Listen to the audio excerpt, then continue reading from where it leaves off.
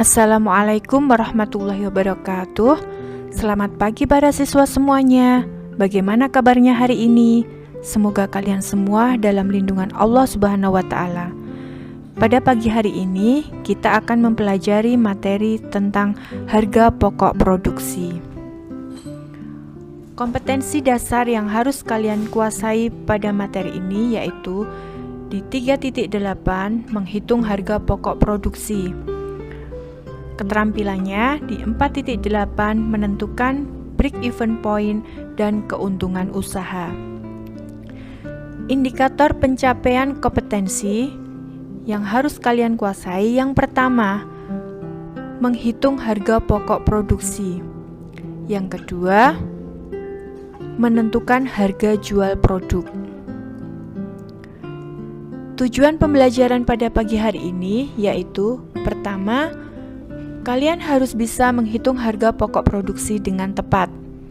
Yang kedua, kalian harus bisa menentukan harga jual dengan tepat. Oke para siswa, apakah yang kalian ketahui tentang harga pokok produksi itu? Harga pokok produksi adalah segala unsur biaya yang dibutuhkan untuk memproduksi suatu produk. Unsur-unsur biaya produksi terdiri dari 3 macam biaya. Yang pertama yaitu biaya bahan baku. Biaya bahan baku yaitu biaya yang menjadi bagian tidak terpisahkan dari produk jadi dan dapat dilihat secara fisik serta mudah untuk dibuat menjadi produk yang akan dihasilkan. Yang kedua, biaya tenaga kerja langsung, yaitu upah yang dibayarkan kepada pekerja dengan langsung yang dapat dijelaskan ke suatu barang jadi. Yang ketiga, biaya overhead pabrik, yaitu biaya produksi selain biaya bahan baku dan biaya tenaga kerja langsung. Contohnya misalnya biaya bahan penolong, biaya tenaga kerja tidak langsung, reparasi dan pemeliharaan, biaya yang timbul sebagai akibat penilaian terhadap aktiva tetap, biaya yang timbul sebagai akibat berlalunya waktu, dan biaya overhead lain-lain. Untuk menentukan harga pokok produksi, kalian bisa menggunakan 2 cara. Yang pertama yaitu full costing.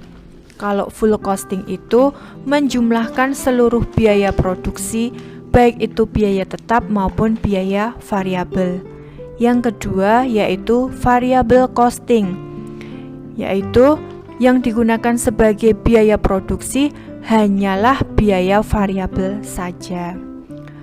Untuk lebih jelasnya, kalian bisa melihat perbedaan penentuan harga pokok produksi seperti ini. Nah, untuk full costing, elemen biayanya yaitu biaya bahan baku, biaya tenaga kerja langsung, biaya overhead pabrik variabel, biaya overhead pabrik tetap. Itu dijumlahkan semua. Tapi kalau variable costing tanpa biaya overhead pabrik tetap. Untuk lebih jelasnya, kita masukkan ke dalam contoh berikut ini. CV Baraka mengerjakan pesanan 120 setel seragam sekolah. Biaya-biaya yang diperlukan sebagai berikut. Biaya bahan bakunya Rp1.740.000. Biaya tenaga kerja langsungnya Rp1.600.000. Biaya overhead pabrik variabel Rp170.000.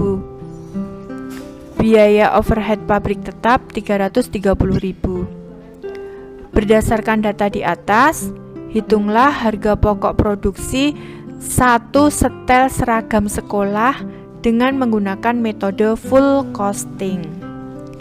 Jadi, kalau kalian nanti menggunakan metode full costing, kalian harus menjumlahkan seluruh biaya produksinya. Jadi, dari soal tadi, kita bisa menemukan total biaya produksi sebesar Rp3.840.000. Jadi, harga pokok 1 setel seragam sekolah, total biaya produksi tinggal dibagi dengan seragam sekolah yang dibuat. Jadi ketemunya untuk 1 seragam sekolah sebesar Rp32.000.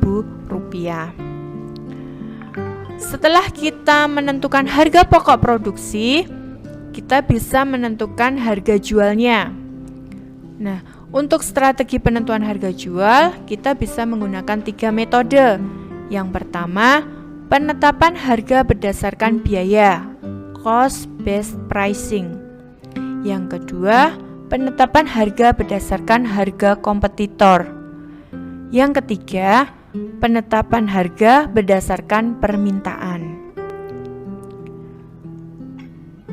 Untuk penetapan harga berdasarkan biaya, kita bisa menggunakan 3 cara.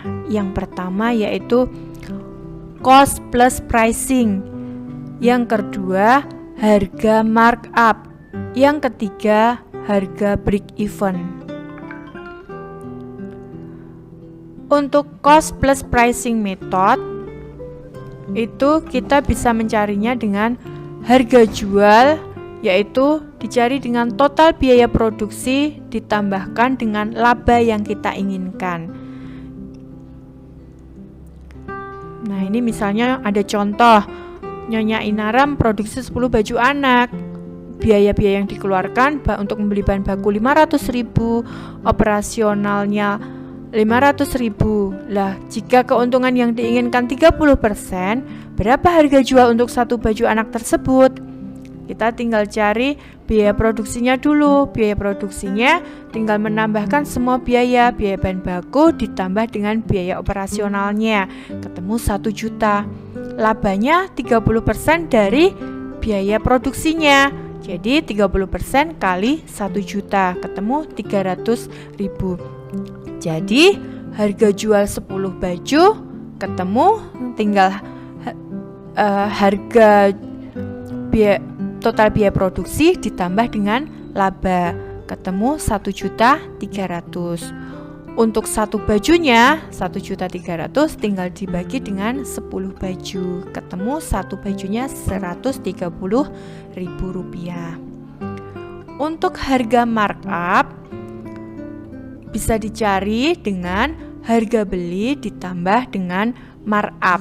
Nah, contohnya seperti ini.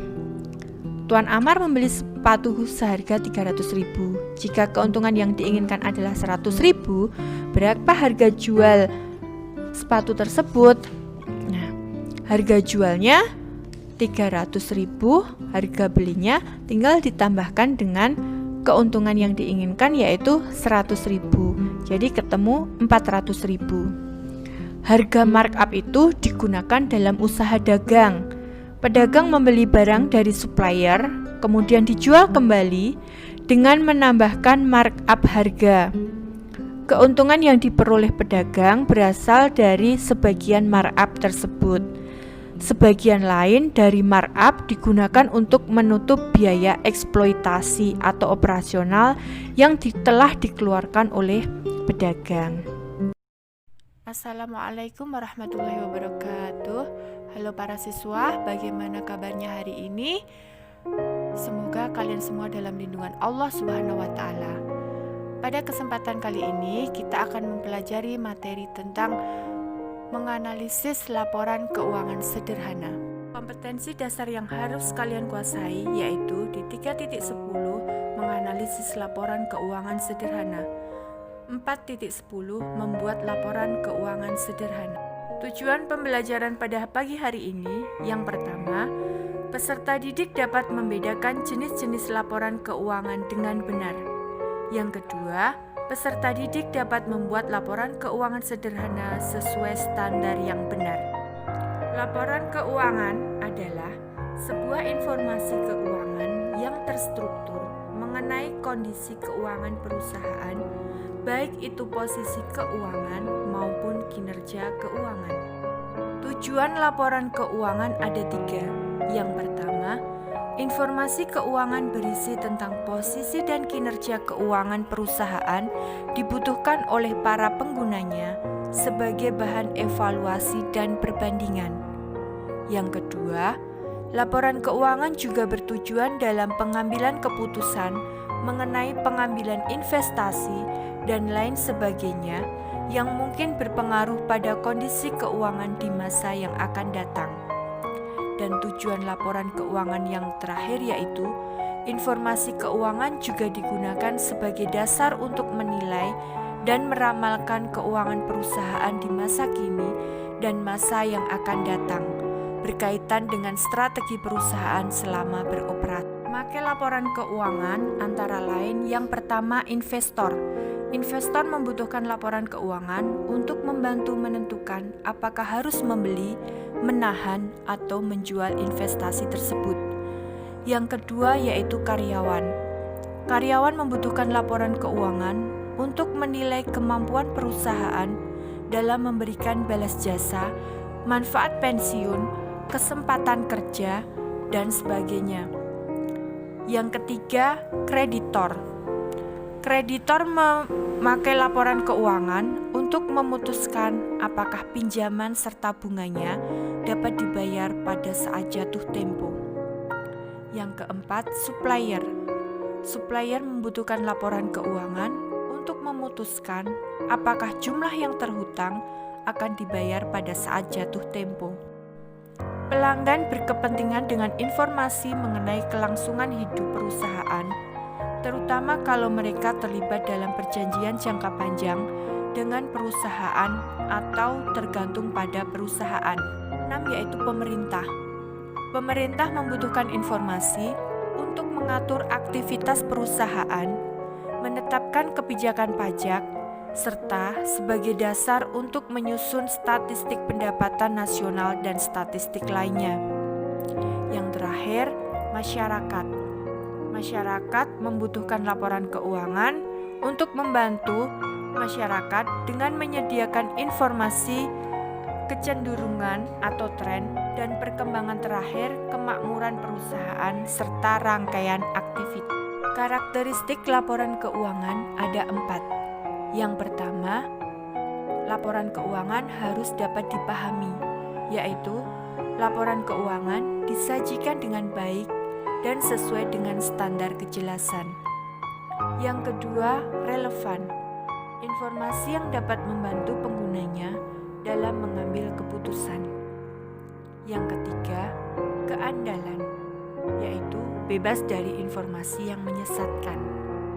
Yang terakhir, laporan keuangan harus dapat dibandingkan, yaitu dapat dibandingkan dengan laporan keuangan lainnya.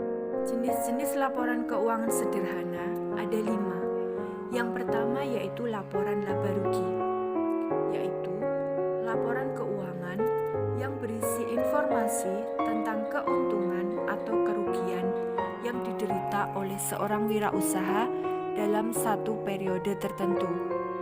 Yang kedua yaitu laporan perubahan modal, yaitu laporan yang menggambarkan perubahan baik berupa peningkatan atau penurunan aktiva bersih selama satu periode. Yang ketiga yaitu neraca, yaitu laporan keuangan yang menunjukkan kondisi keuangan usaha bisnis pada waktu tertentu. Neraca menyajikan dalam data historis aktiva yang merupakan sumber operasi usaha yang dijalankan, utang yaitu kewajiban wirausaha dan modal dari wirausaha. Yang keempat yaitu laporan arus kas. Laporan arus kas memberikan informasi tentang aliran kas perusahaan yang masuk dan keluar. Yang terakhir yaitu catatan dan laporan lain sebagai penjelasan bagi laporan keuangan, yaitu catatan atas laporan keuangan, merupakan bagian dari laporan keuangan suatu entitas.